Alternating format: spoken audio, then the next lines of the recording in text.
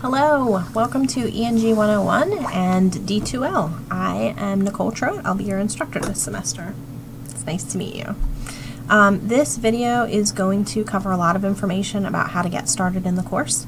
I'm going to try and move through it fairly quickly. I just recorded one version of this that cut me off like 1 minute before I was done, so I'm going to try and be a little quicker this time. I'm going to cover some tips for how to use D2L effectively, where to find the important information in the course, a few policies that I think are important, a few tips for success, and first week tasks, things that you should be working on as we close out this first week of the semester.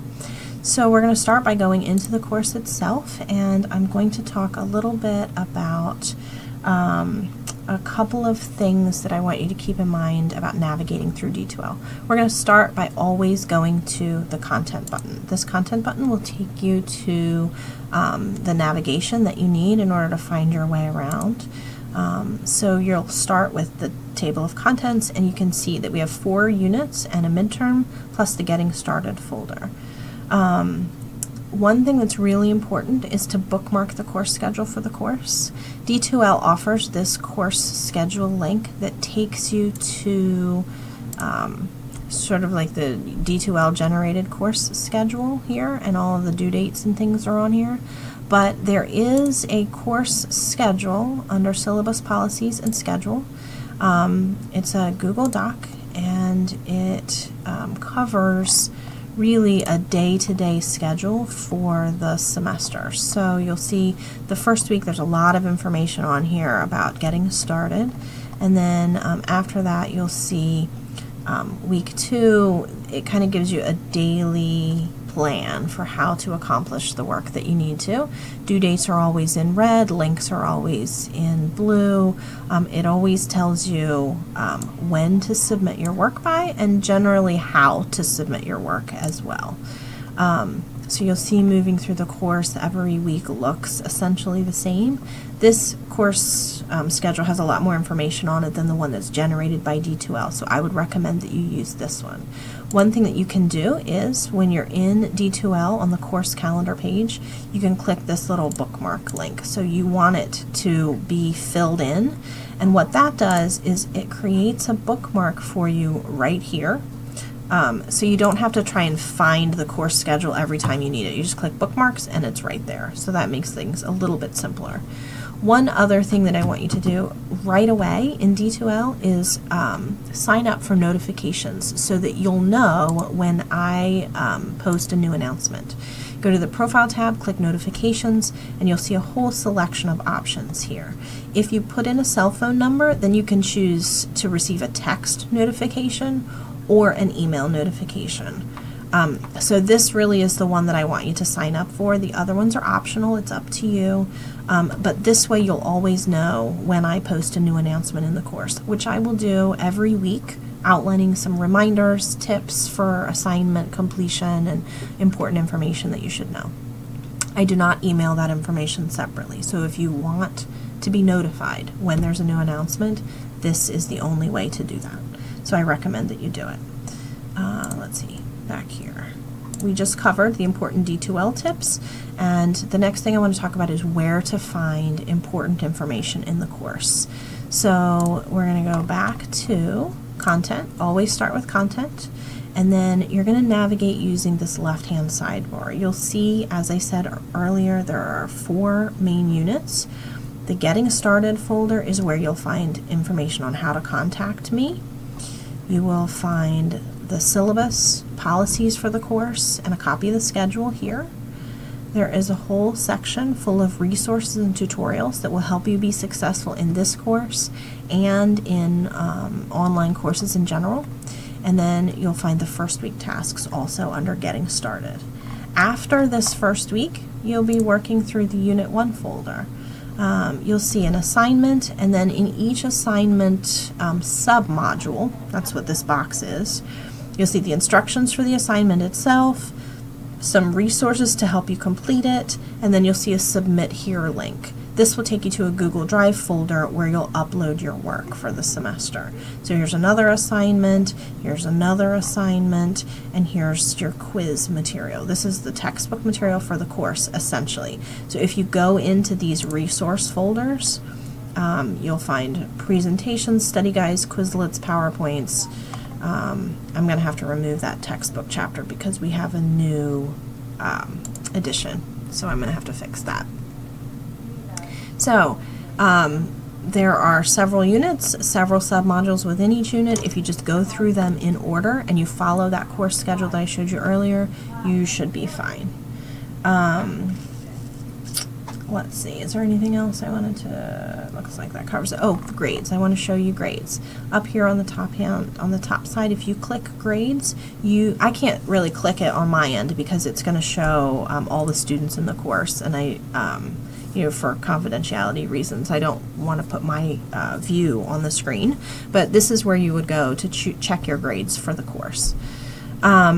All right, so back to the presentation. The next thing we're going to talk about is a couple of policies that I think are important. First of all, the late policy, and second of all, how to submit assignments.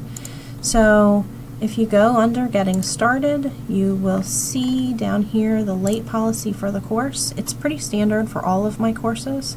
Any work that you turn in late is eligible for a maximum grade of a 75% up to 1 week late. After that 1 week, it is a 0. Now, if you have contacted me and if we have worked out an alternate submission schedule, if we've talked about a due date extension, then there's the possibility that you may qualify to not have a penalty. But generally speaking, this is the late policy. Also, keep in mind that assignments must be turned in order. So if you haven't completed the first writing, you can't do the second one. And if you haven't done the second one, you can't turn in the third one.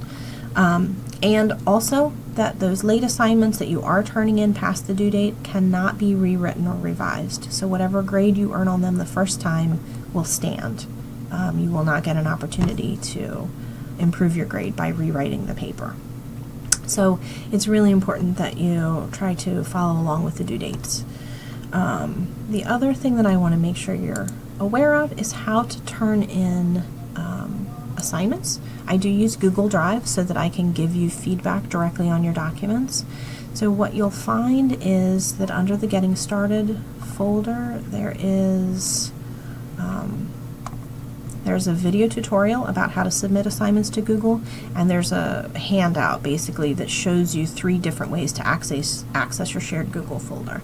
The easiest one, I think, is if you go into the unit and you look at the assignment, you'll see a link that says Submit Here. If you follow that link, it takes you into a Google Drive folder for the course, and you will only see your folder. It'll have your name on it. I haven't set these up yet for the semester, and obviously because this is my view, I am seeing everyone's folder, but you will see your folder and it will have your name on it, and you click into that, and this is where you'll upload your work. You'll collect all of your work in the same folder all semester, and I will make comments on the work and put your grade on the associated rubric. It's pretty simple. And if you still aren't sure, then definitely check out that video tutorial on Google Drive, or make an appointment with me if you want. I'm available for phone conferences, in-person appointments by using this link, or you can email me if you have questions, and I'll do my best to answer them that way. Trying to move on quickly. A few tips for success in online courses. Communication is really important. I will do my best to work with you, but I need to know that you need help. So email me, call, set up an appointment to come in and see me. I will do whatever I can to work with you if you don't understand something or if you don't know how to do something. But if I don't know that you're having trouble, I can't help. My second tip for success is to pay attention to the course schedule. As I said earlier, due dates are really important. It can have a big impact on your grade if you are turning in assignments late and you aren't able to revise them, and so on and so forth. So keep that in mind, please. I recommend that you not wait until the last minute to complete your assignments. If you start them earlier in the week, then you'll be able to contact me with questions, and I will have more time to respond and be able to offer assistance. If you wait until Sunday afternoon when the assignment is due on Sunday at midnight, I might not get your message. I might not get the email or be able to respond in time to be of any help. So definitely, try to work ahead a little bit. I also encourage you to review all of the resources. We create tutorials and handouts and resources and presentations and PowerPoints, and the textbook is available. All of those things are very valuable resources to help you be successful, and I would encourage you to review all of them. Don't skip around or skip through it and then just skip straight to the assignment and try to complete it. You have a less likely chance of success if you're navigating through the course that way. So definitely take the time to look through the materials. And finally, use the supports that we provide for you. Delaware Tech provides a writing center and a tutoring center, and for online students in particular, we offer an online paper submission program where you can email your paper to the tutors and they will provide you with feedback back in an email. So you don't even have to come to campus or be here in order to get that help. So I encourage you to learn more about that program. It is posted in the course, and take advantage of it when you can. And finally, the last things that you should be doing during the first week before you actually start your assignments. First, navigate through D2L and get comfortable with it. Click around and make sure you can find everything, set up those notifications and the bookmarks. I would like you to send me an email from your DTCC address. It doesn't have to be anything lengthy or shouldn't take a lot of time, but I do want to be able to save your email address so that I can contact you back if I need to in a hurry. There is a Getting Started survey in D2L. D2L calls it a quiz. It's essentially just a check to make sure that you are able to find everything you need in the Getting Started section of the course, that you understand the policies and you know where the schedule is, and you've been able to access some of those basic things.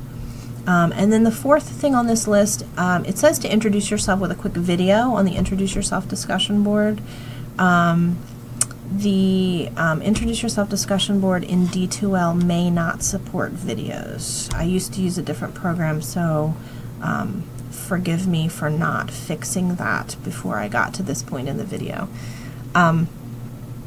If it allows you to do a video, that's great. I would love that. If not, just write out a brief description. Tell us a little bit about yourself so that you can kind of introduce yourself to your classmates and to me, and then I hope that you'll check back into that discussion board and learn a little bit about your classmates as well. So that about wraps it up. I know it's been a long video. Thank you for sticking with me. You can reference this video later in the semester if you ever get stuck, or of course you can contact me and let me know if there's anything that I can do to help. I hope that you have a great semester. I wish you the best of luck, and I'm super excited to get started. So I guess I will see you all very soon.